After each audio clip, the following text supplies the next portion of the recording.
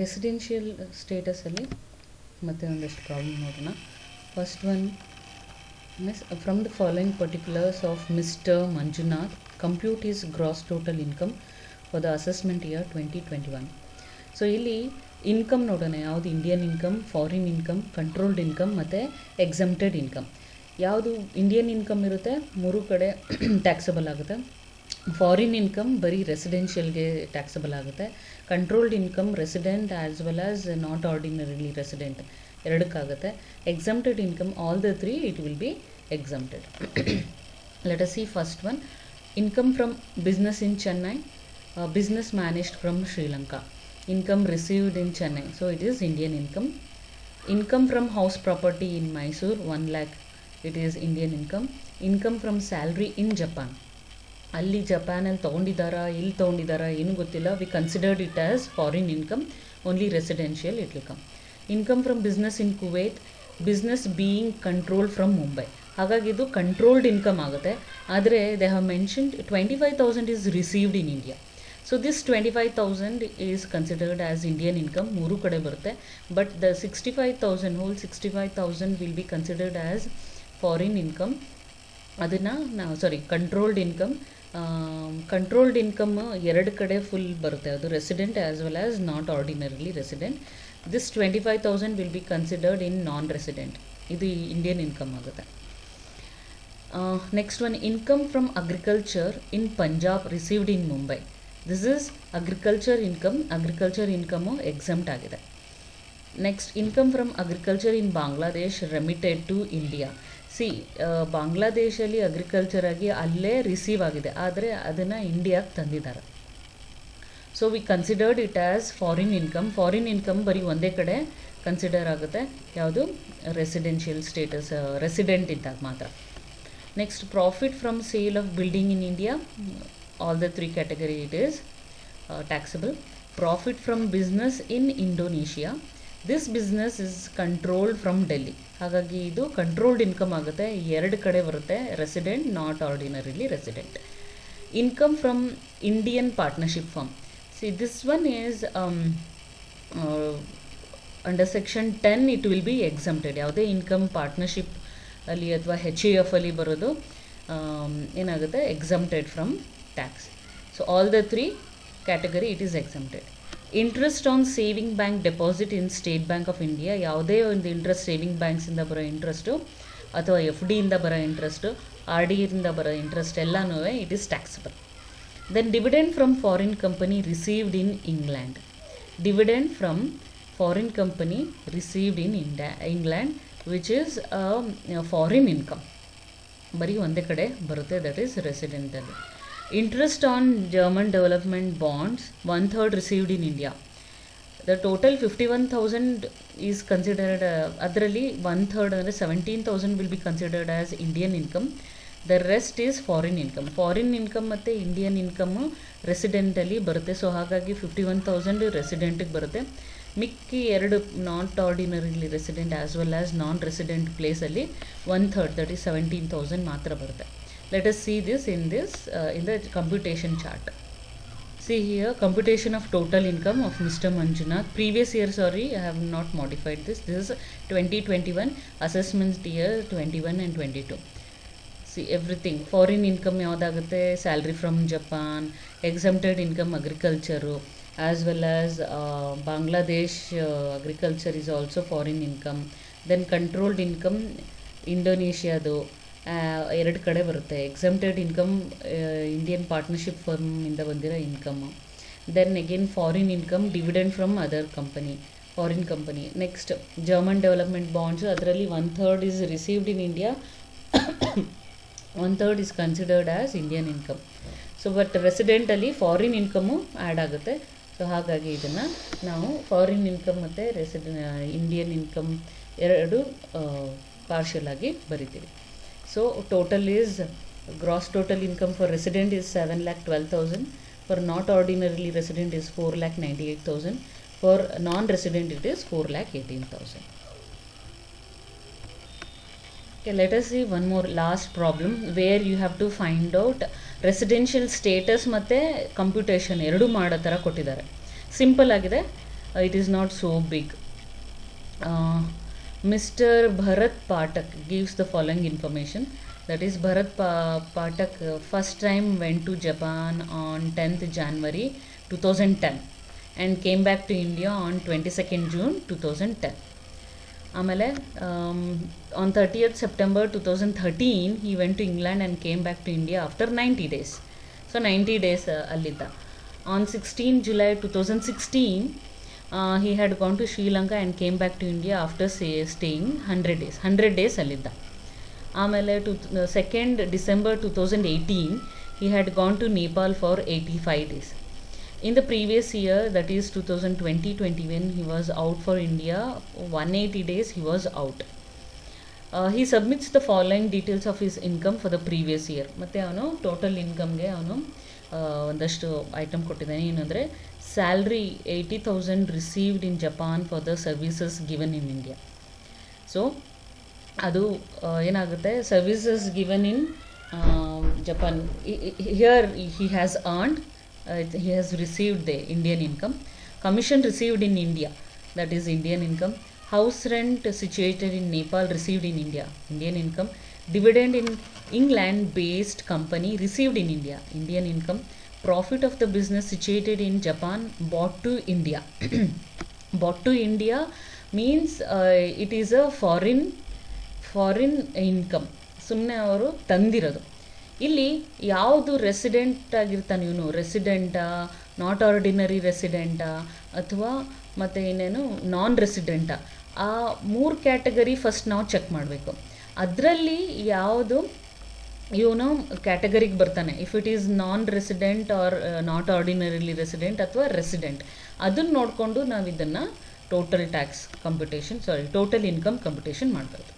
So let us see the working note.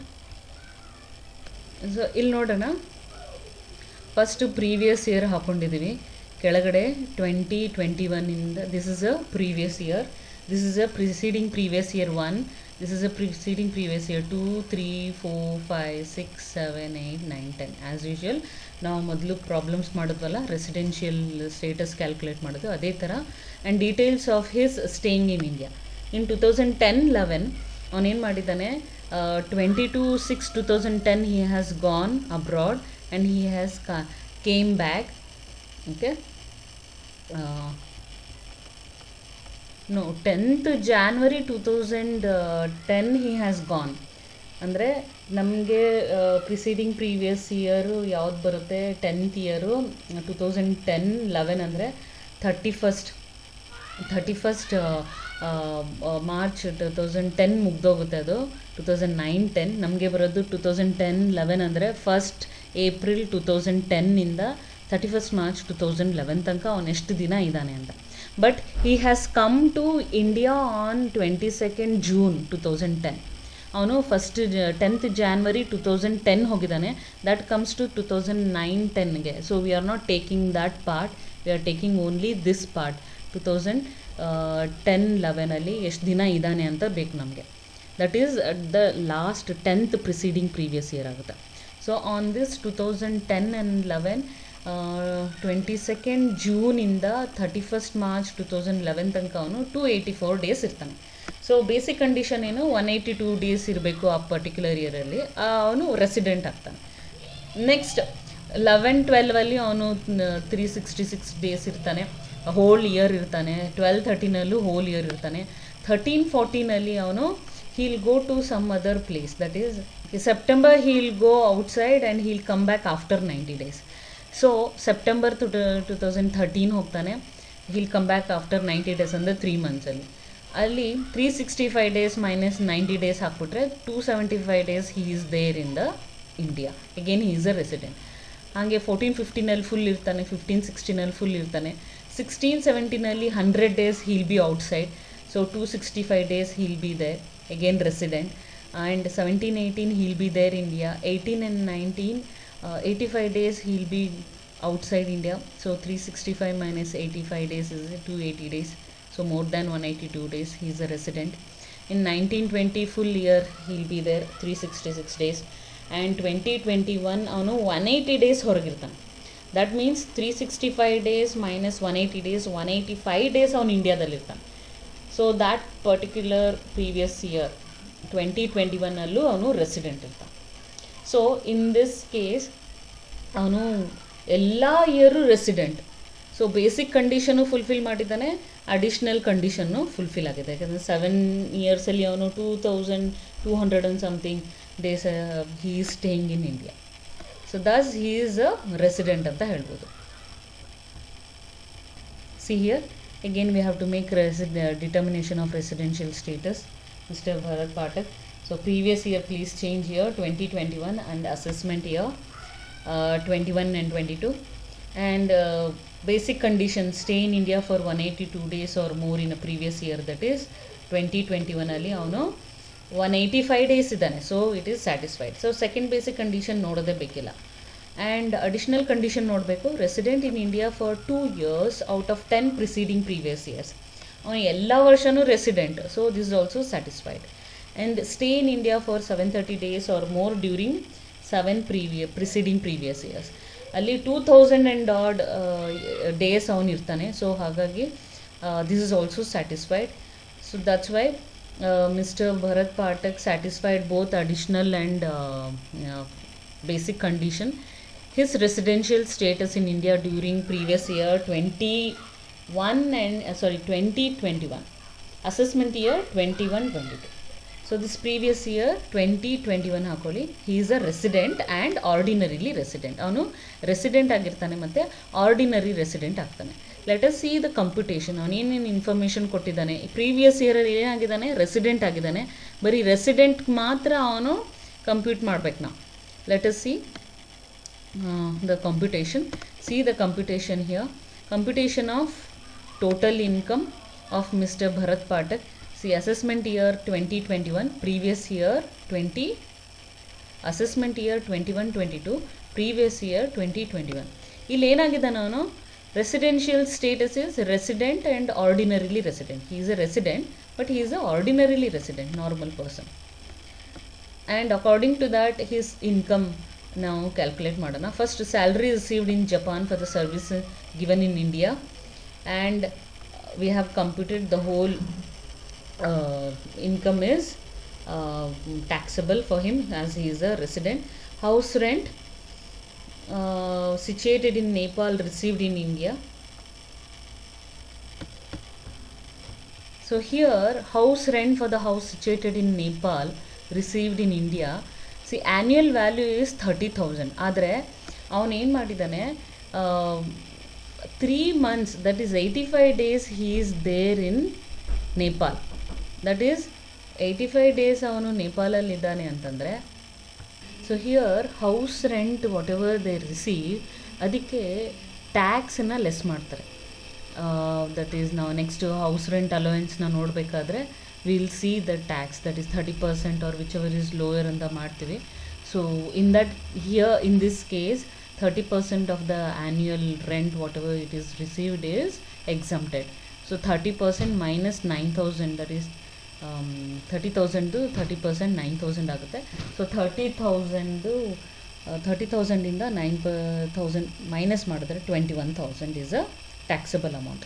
This 9,000 is what exempted amount, HRA exempted amount. Next is profit of the business situated in Japan bought to India. So here bought to India foreign income ಆಗುತ್ತೆ, but he is a resident, ordinarily resident, that's why the whole amount is taxable. And commission received in India and services given to Sri Lanka, that is Indian income. Dividend of England based company received in India, Indian income. Whatever it is, foreign income ಆದರೂ controlled income ಆದರೂ everything is taxable for this residential, that is ordinarily resident. But exempted income ಮಾತ್ರ ಬರಲ್ಲ. Here in HRA total house ರೆಂಟಲ್ಲಿ HRA exempt ಇರುತ್ತೆ, ಅದನ್ನು deduct ಮಾಡಿ ಹಾಕಿದ್ದೀವಿ. So total his gross total income is 8,16,000. So this is the problem for 14 marks. Hope you understood.